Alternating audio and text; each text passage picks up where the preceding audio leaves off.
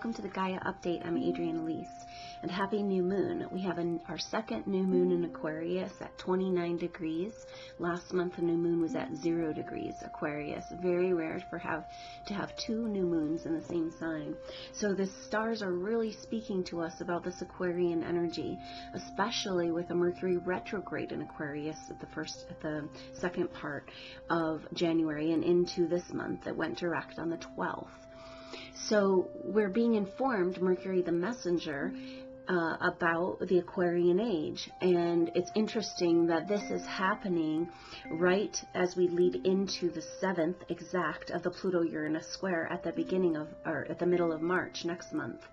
And so we also have the beginning of an eclipse cycle in March. And that all happens on the first day of spring, on the spring equinox, a new moon, and a full solar eclipse. So we're really feeling it right now. And mid-February to mid-March is pretty much a hint or a taste of all the astrology, really powerful astrology that's happening in 2015. We're getting some of that right now. And so we're at this very crucial moment to set our course for this new year, for this new age, for this new era of our life. And so this new moon has a lot of really powerful energy. This new moon marks the beginning of the Chinese New Year. So we're moving into a new year in the Chinese astrology from the year of the horse into the year of the sheep. Now the year of the sheep is known as a year of peace and harmony. It's when conflicts tend to find solutions or fizzle out. And that's really, really great for us, the year of the sheep, because it gives us an opportunity to come together in the flock, the herd, and be able to make some changes as we come together this year in solidarity about what we really want our world to look like.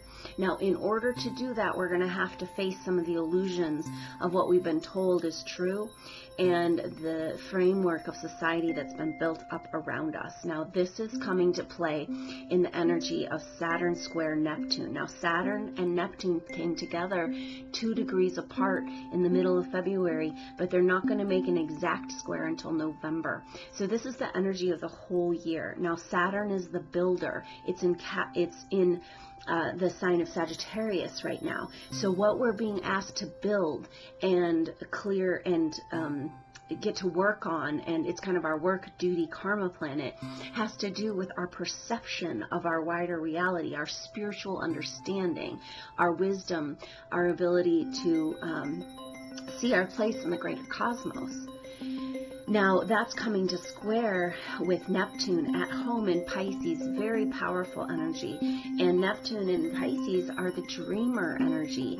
And a lot of times it's associated with the energy of illusion. And so it's kind of like going along, that whole energy of going along with the herd, but in the not necessarily positive way, as we saw in a lot of persecution and judgment energy around conformity in the Piscean age. So we have to wake up to the truth. Now, Neptune also represents our dreams. And so Saturn is like, hey, let's get to work on building these dreams that have to do with our greater spiritual reality of who we really are. And Neptune is kind of stuck there in the imagination, stuck there in the collective consciousness, kind of almost like the part of us that wishes it could be true, but would rather daydream about it than make it happen. And Saturn is saying, come on now, let's wake up to the illusion of what's been going on, to the reality that's been fabricated for us, and create our own new dream. Let's get to work on building the truth of our dreams, coming out of illusion. So with this eclipse cycle coming up in March and April, eclipses are about what needs to be revealed. And so we're really having a continuum of experience with this Mercury retrograde. We're still kind of waking up from that and starting to put together the pieces of the information that has been coming through. Now, that information is going to continue to come throughout this eclipse cycle, and so into mid-April. And so we're going to be it's just a really important time to pay attention to how do I go about building my dreams? How do I go about getting out of the illusion of my life? How do I go about taking real action in the way that I want to? And we're going to have a bunch of support in the action place, especially with Mercury now direct, because all of this energy in the fire signs. So part of the thing that's going to really help this information come forward, and it's kind of a magical time in this 3 months, even though of the beginning of this year, it's kind of daunting because we're being asked to make huge sweeping changes in our lives to better accommodate the truth of who we are. But at the same time, there's a lot of support for these changes. So this is being also augmented by the aspect of Jupiter trining up to Uranus. Now Jupiter is in Leo, and it's trining in Uranus in Aquarius. Uranus, the ruler of Aquarius, in Aries. And so we have that revolutionary planet, that revolutionary change, Uranus, in the sign of Aries, the self, the child. We're being asked to have a rebirth within ourselves of our identity and who we are as we enter into this new age.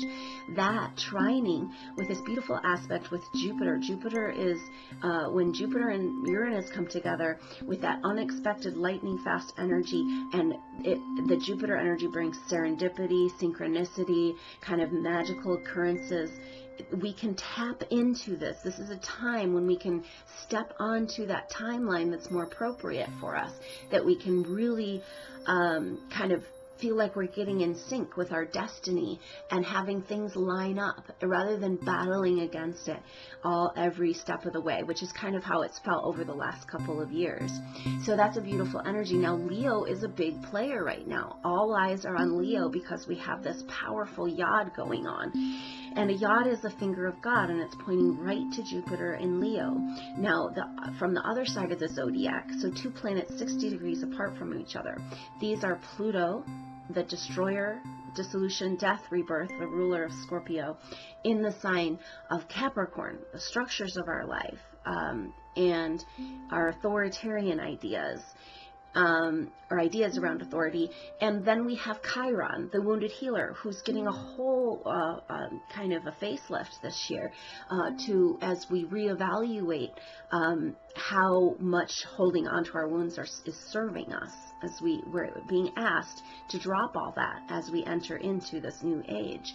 We cannot keep that wound as a target to continue to have karma come at us again and again in that same way. We're being asked to change the pattern. So what is the crux of all of this? Of the healing of the past, of the dissolution and change in the structures of who we are and society and our identity, pointing everything together there at that powerful Leo, and then that's and again then in trine to Uranus. Now, of course, these planets, Pluto and Uranus, are in the square. We're coming in that 7th exact. They've been in that square this whole time since December last square. They never went out of the square this time at all. And they are right there in the same degree, but they won't be exact until the middle of March. But because that anything that affects Pluto or Uranus is activating this square in a very powerful way. So that trine between Uranus and Jupiter is bringing magic to this. It's bringing magic, finally, some support, the feeling of having your team come together, the feeling that you're not the only one working on what you're working on. This lining up of energies. And in the fire signs, Leo is the expression of the self. It wants to demonstrate and show what it's been up to. And it's also the leadership energy, being able to have the confidence to put yourself out there. This is what's being called of us right now in this time, is to come into our own authority within ourselves, our own authority within that Leo, Jupiter and Leo, and Saturn and Sagittarius, our own authority within our understanding of who we are on a greater level, humanity. And so this is very also highlighted by the series. This is the planet and Pluto coming together, or Ceres has been known as an asteroid, and it's really interesting that Ceres and Pluto are coming together. And because Pluto, recently got demoted and it's no longer a planet officially. And it's funny because Ceres had the opposite, where it got promoted from merely an asteroid to a dwarf planet. And so it has a powerful energy, and Ceres is the Earth Mother Goddess. It's kind of like carries the seed of what our planet, our evolution can be. It carries that dream. And so it's really interesting that Saturn square Neptune, making our dreams, being called to make our dreams real, to take back our planet, to start working towards these changes that we want to see in our own being and in our world around us, in our existence. And Ceres and Pluto coming together. So Pluto's the one that wants to break down. Pluto's saying, hey, we can't build something new until we dissolve. So it's this analogy of, you buy a house and you're wondering about whether or not you should tear the house down completely and start over. Or whether some of the original structure can be salvaged. Now, if that's an old structure but it has historical value, then of course you're going to take that into account. This is what we're doing right now. We're sorting through what's meaningful to us about our past and what's just the old story of trauma and drama and war and torture and all of that we've just kind of had enough of. And so Ceres and Pluto coming together is asking us how much breaking down do we need to do. So we want to build a new Earth. We know that we need something new. Like we've already won. The people, there's enough people on the planet that understand what's really going on, and we're making the consciousness shift is happening, and we're on schedule. But there's this question all along of like, do we need a whole nother planet? If we're going to build New Earth, do we have to just go to another planet because this one is too far gone? Because we cannot salvage it from the forces that are intent on destroying it and keeping us as slaves? Or can we build within this? Can we build within the old paradigm? So how much do we need to release of the old paradigm, and how much do we need before we can start building the new?